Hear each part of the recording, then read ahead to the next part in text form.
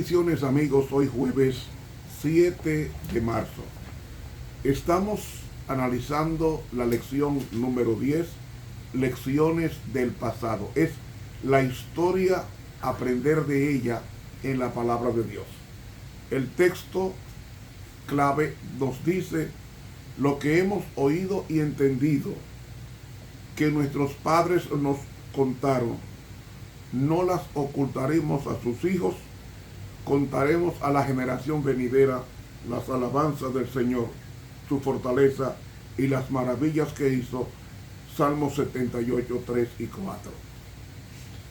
Amoroso Padre, qué bueno que tú nos dejaste la historia de tu pueblo para que aprendamos de la historia, de no repetir los fracasos de muchos de tu pueblo y el triunfo de otros, porque en Jesucristo nuestro Señor te lo pedimos. Amén. Para hoy jueves 7 de marzo, la supremacía del Señor de la historia. Leeremos el Salmo número 135, que reza así. Salmo 135. Alabad el nombre de Jehová, alabadle siervos de Jehová, los que estáis en la casa de Jehová, en los atrios de la casa de nuestro Dios. Alabad a Jah, porque es bueno Jehová, cantad salmos a su nombre, porque es suave. Porque Jah ha escogido a Jacob para sí, a Israel por posesión suya. Porque yo sé que Jehová es grande, y el Señor nuestro mayor que todos los dioses. Todo lo que quiso Jehová ha hecho en los cielos y en la tierra, en los mares y en todos los abismos. Él hace subir las nubes del cabo de la tierra, Él hizo los relámpagos para la lluvia, Él saca los vientos de sus tesoros. Él es el que hirió los primogénitos de Egipto, desde el hombre hasta la bestia. Envió señales y prodigios en medio de ti, oh Egipto, sobre Faraón y sobre todos sus siervos. El que hirió muchas gentes y mató reyes poderosos, a Sehón rey amorreo, y a Og rey de Basán, y a todos los reinos de Canaán. Y dio la tierra de ellos en heredad a Israel su pueblo. Oh Jehová, eterno es tu nombre, tu memoria, oh Jehová, para generación y generación. Porque juzgará Jehová su pueblo, y arrepentiráse sobre sus siervos. Los ídolos de las gentes son plata y oro, obra de manos de hombres. Tienen boca y no hablan, tienen ojos y no ven, tienen orejas y no oyen, tampoco hay espíritu en sus bocas. Como ellos son los que los hacen, todos los que en ellos confían. Casa de Israel, bendecida Jehová. Casa de Aarón, bendecida Jehová. Casa de Leví, bendecida Jehová. Los que teméis a Jehová, bendecida Jehová. Bendito de Sión Jehová, que mora en Jerusalén. Aleluya. Amigos y hermanos, cuando Dios llamó a Abraham, puso en operación un plan definido para que el Mesías viniera al mundo y para representar la invitación evangélica a todos los hombres. Y Dios encontró en Abraham un hombre dispuesto a obedecer sin reservas la voluntad divina, a cultivar en su descendencia un espíritu similar. Por eso, de un modo especial, Abraham llegó a ser amigo de Dios y padre de todos los creyentes. Dios hizo con él un solemne pacto en Génesis 15, y su descendencia, el pueblo de Israel, heredó el sagrado privilegio de ser el representante escogido por Dios en la tierra para salvar a toda la raza humana. La salvación vendría de los judíos, pues el Mesías sería judío y vendría por medio de los judíos pues ellos serían los mensajeros de salvación a todo el género humano. Dios celebró en el monte Sinaí un pacto con Israel como nación, según Éxodo 19 del 1 al 8. Las bases del pacto y sus propósitos finales eran los mismos que los del pacto con Abraham.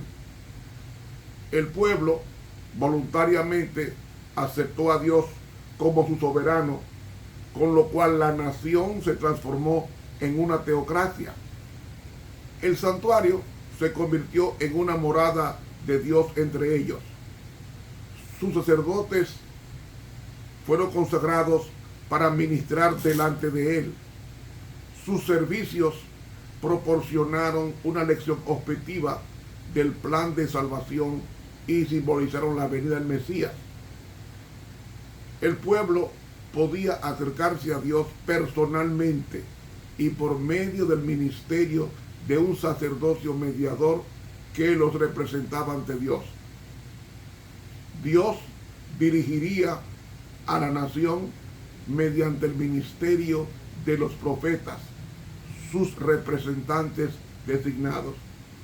Estos santos hombres de Dios, de generación en generación, instaron a Israel a arrepentirse y a practicar la justicia, y mantuvieron viva la esperanza mesiánica. Por orden de Dios, se conservaron siglo tras siglo los sagrados escritos, e Israel llegó a ser el custodio de esos oráculos. El establecimiento de la monarquía hebrea no afectó los principios básicos de la teocracia. El Estado todavía había de administrarse en el nombre de Dios y por su autoridad. Aún durante el cautiverio y más tarde bajo el dominio extranjero, Israel siguió siendo en teoría una teocracia, si bien en la práctica no lo fue totalmente. Solo cuando sus dirigentes formalmente rechazaron al Mesías y declararon ante Pilato que no tenían más rey que César, en Juan 19:15, la nación entera se retiró irrevocablemente de los alcances del pacto y de la teocracia. Por medio del antiguo Israel, Dios tenía el plan de proporcionar a las naciones de la tierra una revelación viviente de su propio carácter santo y una muestra de las gloriosas alturas que el hombre puede alcanzar cuando coopera con los infinitos propósitos de Dios. Al mismo tiempo, permitió que las naciones paganas anduvieran en sus propios caminos para proporcionar un ejemplo de lo que el hombre puede lograr sin Dios. Así, durante más de 1500 años se llevó a cabo delante del mundo un gran experimento que tenía el propósito de probar los méritos relativos del bien y del mal. Finalmente, quedó demostrado ante el universo que, separada de Dios, la humanidad no puede ser elevada y que un nuevo elemento de vida y poder tiene que ser impartido por aquel que hizo el mundo. Así que al llamar a Abraham, Dios puso en operación un plan definido para que el Mesías viniera al mundo y para presentar la invitación evangélica a todos los hombres. Dios encontró en Abraham a un hombre dispuesto a obedecer sin reservas la voluntad divina y a cultivar en su descendencia un espíritu similar. Por eso, de un modo especial, Abraham llegó a ser amigo de Dios y padre de multitud. Dios hizo con él un pacto solemne y su descendencia, el pueblo de Israel, heredó el sagrado privilegio de ser el representante escogido por Dios en la tierra para salvar a toda la raza humana. La salvación vendría de los judíos, pues el Mesías sería judío y vendría por medio de los judíos, pues ellos serían los mensajeros de salvación a todo el género humano. Dios celebró en el Sinaí un pacto con Israel como nación. Las bases del pacto y sus propósitos finales eran los mismos que los del pacto con Abraham. El pueblo voluntariamente aceptó a Dios como su soberano, con lo cual la nación se transformó en una teocracia. El santuario se convirtió en la morada de Dios entre ellos, y sus sacerdotes fueron consagrados para ministrar delante de él. Por medio del antiguo Israel, Dios tenía un plan maravilloso, y ese plan maravilloso consistía en evangelizar al mundo y hacer del mundo el centro evangélico para el pueblo de Dios. Pero el Señor guía la historia. El Señor está por encima de la historia y fue guiando fielmente a su pueblo desde que prometió la simiente en Génesis 3:15, es decir, un cordero que vendría a morir por la raza humana para expiar y pagar la raza humana, porque ya hemos hablado muchas veces o en reiteradas ocasiones que Cristo fue el portador, el que cargó el pecado del ser humano, porque el pecado no se perdona. Lo que Dios perdona es a pecadores, no el pecado per se. Y el pecado va a ser destruido definitivamente con el instigador y con el autor del mal, es a saber, Satanás. Pero Dios ha permitido la supervivencia, diríamos en este caso, de Lucifer con todas sus maldades, para enseñar al universo la malignidad del pecado que antes estaba oculta a los ojos de ellos, y a la historia que ellos están contemplando, los ángeles están contemplando la vida de los hombres, está mostrando al universo cuán execrable es el pecado y por qué ellos mismos tendrán que admitir justicieramente la destrucción del pecado y de los pecadores, no porque sea un agrado de Dios, sino porque el pecado es lo único que Dios odia es el pecado, porque Dios no creó el pecado. Para eso le da una función a su pueblo. Y como Dios conoce todas las cosas antes de que éstas sucedan, Él sabe que va a triunfar, no por decisión, no solamente por decisión, sino también Él va a triunfar porque el mal se destruye a sí mismo y Dios es para siempre, y Dios es la justicia, Dios es el amor. Por eso escoge a un pueblo para que lleve esa justicia y ese amor expresado en su pueblo al mundo entero. El pueblo de Dios no cumplió eso, Israel, y Dios tuvo que eliminar a ese pueblo de sus designios y designar a un pueblo espiritual que heredara las promesas conocidas en el Antiguo Testamento, en los famosos 7 pactos de la Biblia, desde el pacto de Abraham hasta el pacto de Jeremías. Dios quiere que aprendamos de la historia.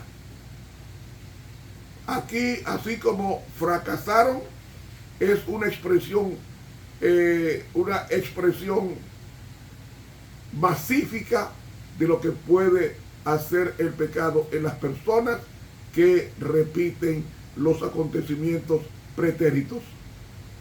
Y el propósito de Dios es eso, que Dios es supremo.